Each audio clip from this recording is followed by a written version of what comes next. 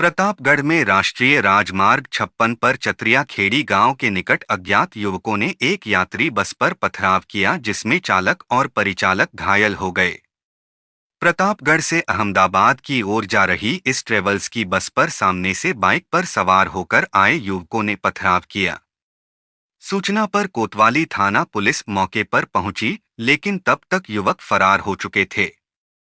मिली जानकारी के अनुसार रात 10 बजे अशोक ट्रेवल्स की एक बस प्रतापगढ़ से अहमदाबाद की ओर जा रही थी, तभी राष्ट्रीय राजमार्ग 56 पर चतरिया खेड़ी गांव के निकट दो बाइक पर सवार होकर आए 5 से 6 युवकों ने बस पर पथराव कर दिया, जिससे बस के शीशे चकनाचूर हो गए। पथराव में बस चालक दिलीप मेघवाल और परिचालक रोहित धोबी घायल हो गए।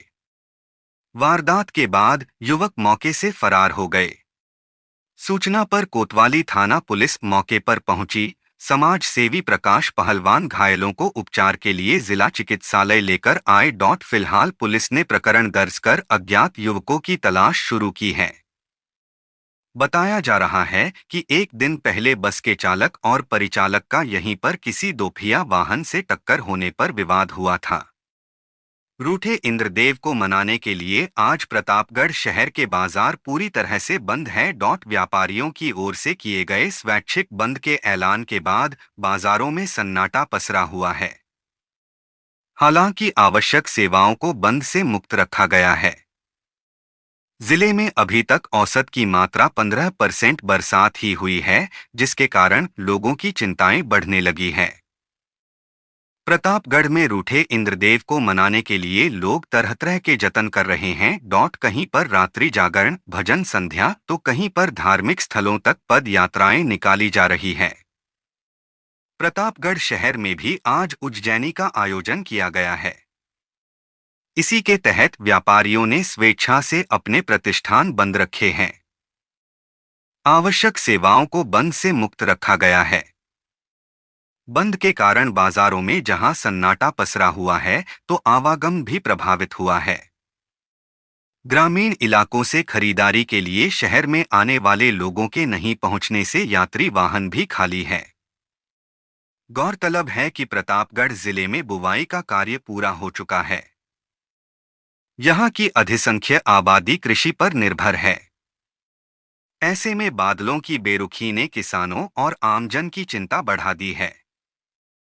यदि 2-3 दिन और बरसात नहीं होती है, तो फसलों पर संकट गहरा सकता है। इसको लेकर अब लोग इंद्रदेव को मनाने में जुटे हुए हैं।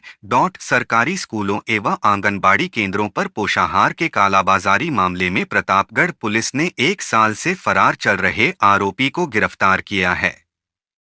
इस मामले में 1 दर्जन आरोपियों को पहले ही गिरफ्तार कर जेल भेजा जा चुका है, जिसमें ठेकेदार और शिक्षक भी शामिल थे।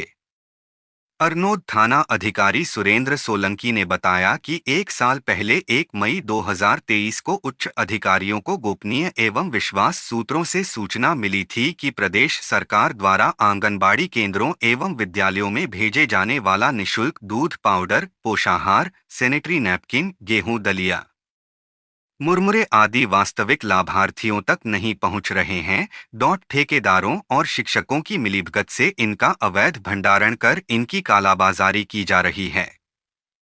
इस पर मामले में त्वरित कार्रवाई करते हुए पुलिस ने अलग अलग स्थानों पर छापेमारी की थी, जिसमें बड़ी मात्रा में पोषाहार, सैनिटरी नैपकिन, दूध पाउडर आदि बरामद हुए थे।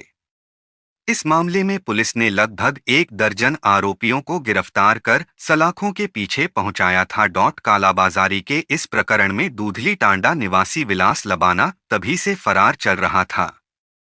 पुलिस ने कई बार इसकी गिरफ्तारी के प्रयास किए, लेकिन सफलता नहीं मिली। आज मुखबिर के जरिए मिली सूचना के आधार पर विलास लबाना को गिरफ्तार कर लिया गया। पुलिस इससे पूछताछ में जुटी है। प्रतापगढ़ के छोटी सादरी थाना इलाके में बलात्कार के मामले में आरोपी को पकड़ने गई पुलिस को देखकर आरोपी के पिता की तबीयत बिगड़ गई। परिजनों ने उसे छोटी सादरी अस्पताल में भर्ती कराया, जहां डॉक्टर ने मृत घोषित कर दिया। इस पर मामला गरमा गया। परिजनों ने पुलिसकर्मियों पर परेशान करने का आरोप लगाकर छोटी सादरी अस्पताल की मोर्चरी में हंगामा किया। पोस्टमार्टम के बाद परिजनों और ग्रामीणों ने शव लेने से इनकार कर दिया। वैवाहिक कार्यक्रम में घर पर आए 4 पुलिस जवानों के विरुद्ध मामला दर्ज कर कार्यवाही करने की मांग पर अड़े रहे। मौके पर पहुंचे सीआई अनिल देवल, जलोदा जागीर थानाधिकारी मुंशी मोहम्मद ने समझाइश का प्रयास किया। उसके बाद शव परिजनों को सुपुर्द कर दिया गया। वहीं पुलिस ने 4 पुलिसकर्मियों के खिलाफ मामला दर्ज कर जांच शुरू की। छोटी सादरी के एक गांव में आरोपी को पकड़ने पुलिस पहुंची थी, जिस पर आरोपी के पिता की तबीयत बिगड़ गई, जिसके बाद चिकित्सालय में उपचार के दौरान रात्रि में मौत हो गई। परिजनों ने पुलिस पर न्यायालय की अवहेलना करने और सामाजिक कार्यक्रम में मौजूद समाजजनों और मेहमानों के बीच आरोपी के साथ पिता को घसीटने का आरोप लगाया। परिजनों ने आरोप लगाया कि पकड़ने और बेइज्जती करने से तबीयत बिगड़ जाने व ज्यादती को बर्दाश्त नहीं करने के चलते मौत हो गई। सीआई अनिल देवल ने बताया कि न्यायालय द्वारा लगे स्टे की अवधि समाप्त हो गई थी, जिस पर कार्यवाही करते हुए मामले के आरोपी को गिरफ्तार करने गए थे। इस दौरान आरोपी के पिता की तबीयत बिगड़ी और उसकी अस्पताल में मौत हो गई। मृतक के पुत्र की ओर से पुलिस को रिपोर्ट देकर बताया कि गुरुवार रात्रि 8 बजे की घर पर स्वयं का विवाह समारोह का कार्य चल रहा था, जिसमें समाज व रिश्तेदार उपस्थित थे। अचानक पुलिस थाना छोटी सादड़ी से कार लेकर पुलिस विवाह समारोह में आए और आते ही गाली गलौच करने लगे। पुलिस ने उसके पिता के साथ ज्यादती की, डराने धमकाने व मौके से पुलिस के भाग जाने का आरोप भी लगाया। पुलिस द्वारा प्रताड़ित करने से सदमे से अमृतलाल की मौत हो जाने का आरोप लगाया। सीआई अनिल देवल ने बताया कि आरोपी के विरुद्ध बलात्कार का मामला पुलिस थाने में दर्ज है। सूचना पर पुलिस ढूंढने के लिए गांव में पहुंची थी, जहां शादी समारोह चल रहा था। पुलिस को देख वह गायब हो गया। हाई कोर्ट ने जो गिरफ्तारी पर 30 दिन का स्टे दिया था, उसकी अवधि समाप्त होने पर पुलिस उसे गिरफ्तार करने गई थी। पुलिस ने परिजनों की रिपोर्ट पर मामला दर्ज कर लिया है। मामले की जांच की जा रही है। हाँ, यह घटना हुई कि कल मेरे घर पे सामाजिक प्रोग्राम था, शादी का प्रोग्राम था। तो पुलिस वाले किसी अन्य दूसरे व्यक्ति जिससे मेरा कोई संबंध नहीं है, उसके खिलाफ कार्रवाई करने के लिए मेरी इज्जत बिगाड़ने आए। इससे मेरे पिताजी की कोई मस्तिष्क आघात लगा और उनको हार्ट अटैक आके मौत हो गई। इसकी जिम्मेदार छोटी साड़ी पुलिस है। अभी क्या मांगे आप?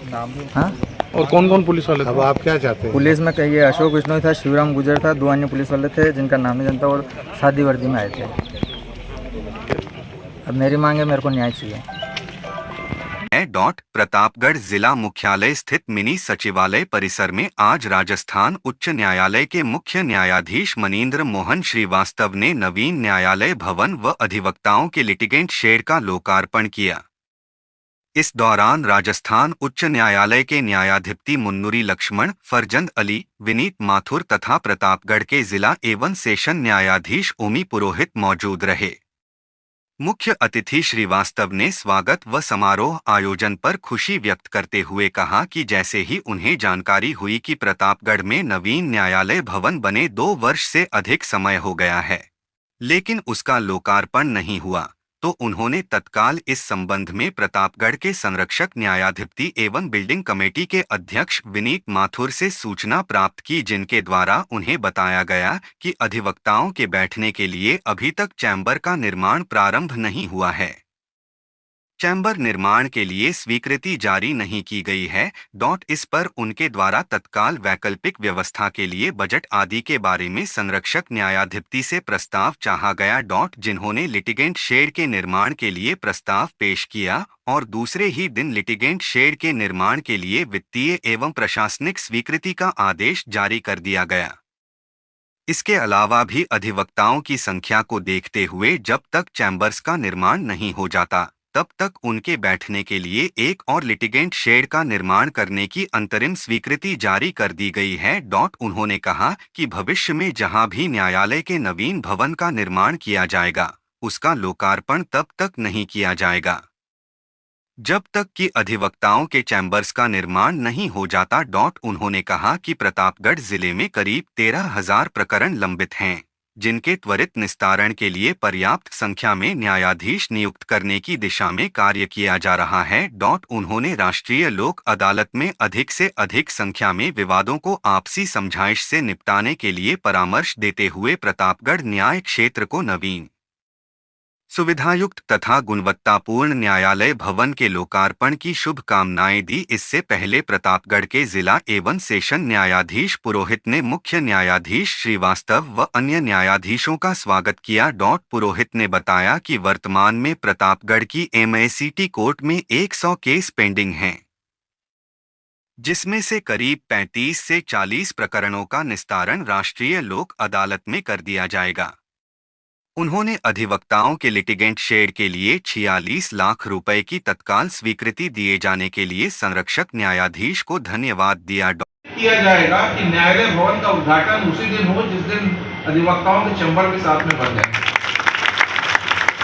अगर ये भवन अभी कुछ 2-4 महीने पहले बना होता तो मैं फिर भी रुक जाता कि चैम्बर पहले निर्माण कराया जाए, परंतु 2 वर्षों से ये भवन निर्मित है। अगर इसको उपयोग नहीं हुआ तो ये जीर्ण शीर्ण होने लगेगा। तो इसका हम लोगों ने जो एक बीच का रास्ता निकाला वो है कि भवन का लोकार्पण किया जाए ताकि इसमें काम करना शुरू किया जाए, और साथ ही अधिवक्ताओं के लिए तात्कालिक व्यवस्था के रूप में यहाँ पर कुछ स्थान का चयन करके इसको आगे बढ़ाया जाए, और शीघ्रातिशीघ्र इस कैंपस के अंतर्गत अधिवक्ताओं के चैम्बर्स के लिए निर्माण के संबंध में त्वरित कार्रवाई किया जाए। मुझे बताया गया कि अभी तात्कालिक व्यवस्था करने के लिए कुछ फंड की आवश्यकता होगी, तो मैंने तत्काल कार्यालय से प्राप्त समय मैंने सूचना ली और मुझे लगा कि कुछ फंड अभी तात्कालिक रूप में इनको देने के लिए हमारे पास उपलब्ध है। जस्टिस विनीत माथुर साहब ने मुझे शाम को इसके संबंध में पूरा एक प्रस्ताव बनाकर भेजा और अगले दिन ही 10 बजे पहला ऑर्डर हाईकोर्ट से उस फंड को देने के लिए। मुझे इस बात की बहुत खुशी है कि आज इस क्षेत्र में एक महत्वपूर्ण अध्याय जुड़ा है, अधोसंरचना के रूप में महत्वपूर्ण अध्याय जुड़ा है, और इस आदिवासी बाहुल और सुदूर क्षेत्र में मैं स्वयं, मेरे न्यायाधीशगण आज जो यहाँ पे आए हैं, उसके पीछे हमारा संदेश यही है कि हर क्षेत्र में, प्रदेश के हर क्षेत्र में न्याय व्यवस्था को लेकर जो भी आवश्यकताएं हैं उस पे हमारा व्यवहार एकदम समान रहेगा। प्रतापगढ़ के पीपलखूंट में SEJM कोर्ट खोलने की मांग को लेकर आज अधिवक्ताओं ने प्रतापगढ़ पहुंचे मुख्य न्यायाधीश MM श्रीवास्तव को ज्ञापन सौंपा। अधिवक्ता प्रेमचंद मीणा ने बताया कि पीपलखूंट इलाका आदिवासी बाहुल्य इलाका है। लोगों का आर्थिक स्तर भी काफी निम्न है। जिला मुख्यालय से 45 किलोमीटर दूर पीपलखूंट उपखंड मुख्यालय में 3 थाने लगते हैं और वर्तमान में यहां पर केवल उपखंड न्यायालय है। उपखंड में कई सारी पंचायतें तो ऐसी है जो जिला मुख्यालय से 75 किलोमीटर दूर है। ऐसे में न्याय के लिए उन्हें भटकना पड़ता है। प्रतापगढ़ आने जाने के भी काफी कम साधन होने से आर्थिक भार पड़ता है। इस इलाके के 25 अधिवक्ता वर्तमान में जिला मुख्यालय पर वकालत कर रहे हैं। हम जनजाति अधिवक्ताओं ने मुख्य न्यायाधिपति साहब को एक ज्ञापन दिया है जो पीपलखूंट में SEJM कोर्ट खुलवाने के लिए, जिसके अंतर्गत 3 थाने आते हैं एवं 75 किलोमीटर मुख्यालय से अंतिम छोर तक की दूरी है। नदी नाले एवं जंगली इलाका होने से आए दिन रास्ते भी बंद हो जाते हैं। पीपलखूंट, दरियावद, लसाड़िया, छोटी सादड़ी एवं अर्नोद में भी कोर्ट है। इसलिए पीपलखूंट में क्षेत्र न्याय SEJM कोर्ट नहीं होने की वजह से काफी पक्षकारों को दिक्कत आती है।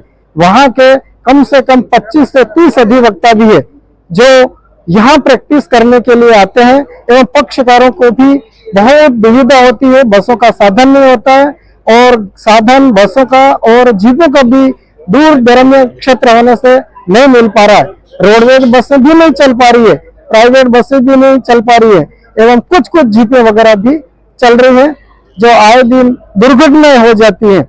इसलिए क्षेत्र पीपल खोट में एक एससीजेएम कोर्ट खोला जाए जिससे उनके न्याय को सुलभ और सस्ता मिल सके। प्रतापगढ़ जिले के प्रभारी सचिव एवं आयुक्त संस्कृत शिक्षा वीपी सिंह ने कहा कि राज्य सरकार के निर्देशानुसार बजट घोषणाओं का प्रभावी और समयबद्ध क्रियान्वयन सुनिश्चित हो। उन्होंने यह बात तब कही जब वह जिला कलेक्ट्रेट में बैठक की अध्यक्षता कर रहे थे। उल्लेखनीय है कि प्रभारी सचिव की अध्यक्षता और जिला कलेक्टर डॉक्टर अंजलि राजौरिया की सह अध्यक्षता में मिनी सचिवालय परिसर में बजट घोषणाओं को लेकर शनिवार को बैठक का आयोजन किया गया। उन्होंने पीएचईडी, शिक्षा, पीडब्ल्यूडी, कृषि, पशुपालन सहित अन्य विभागों की घोषणाओं को लेकर आगामी कार्य और प्रगति के बारे में विस्तारपूर्वक चर्चा की। प्रभारी सचिव ने निर्देश दिए कि कचरा संग्रहण की प्रभावी निगरानी करें और पौधारोपण लगाने के बाद उसकी उत्तरजीविता भी सुनिश्चित करें। उन्होंने एक जिला एक उत्पाद, one district one species, one district one sport पर भी चर्चा की। उन्होंने कहा कि मुख्यमंत्री की मंशा है कि जल्द से जल्द बजट घोषणाओं का क्रियान्वयन सुनिश्चित हो। इसलिए जिला स्तरीय अधिकारियों के साथ साथ समस्त उपखंड स्तरीय अधिकारी भी बजट घोषणाओं के क्रियान्वयन के लिए गंभीरतापूर्वक और अतिशीघ्र कार्रवाई करें। सभी बजट घोषणाओं के क्रियान्वयन की नियमित रूप से समीक्षा की जाए और जो समस्याएं सामने आ रही हैं, उनके समाधान के लिए सक्षम स्तर पर अवगत करवाया जाए। घोषणाओं के संबंध में भूखंड आवंटन संबंधी प्रक्रिया को जल्द पूर्ण करने के निर्देश देते हुए प्रभारी सचिव ने कहा कि कलेक्टर द्वारा इन सभी कार्यों की नियमित रूप से मॉनिटरिंग की जाएगी। इसलिए अधिकारी जल्द से जल्द अपने अपने विभागों से संबंधित घोषणाओं के संबंध में कार्यवाही पूर्ण करें। प्रतापगढ़ में आयोजित राष्ट्रीय लोक अदालत में अजमेर विद्युत वितरण निगम लिमिटेड वृत्त प्रतापगढ़ के कुल 640 प्रकरणों का निस्तारण किया गया, जिसमें निगम को 47.75 लाख की राजस्व प्राप्ति होगी। अधीक्षण अभियंता इंद्रराज मीणा ने बताया कि राष्ट्रीय लोक अदालत अंतर्गत पीडीसी श्रेणी के पुराने बकायादारों के कुल 623 प्रकरणों का निस्तारण किया गया, जिसमें 52.92 लाख रुपए की छूट दी जाकर 46.03 लाख रुपए की राशि निगम को जमा करने हेतु समझौते किए गए। इसी तरह वीसीआर से संबंधित कल 17 प्रकरणों का निस्तारण किया गया, जिसमें 13 लाख रुपए की छूट दी जाकर 1.72 लाख रुपए की राशि जमा करवाने हेतु समझौते किए गए। राष्ट्रीय लोक अदालत में उक्त प्रकरणों का निस्तारण होने से निगम की राजस्व प्राप्ति में बढ़ोतरी होगी।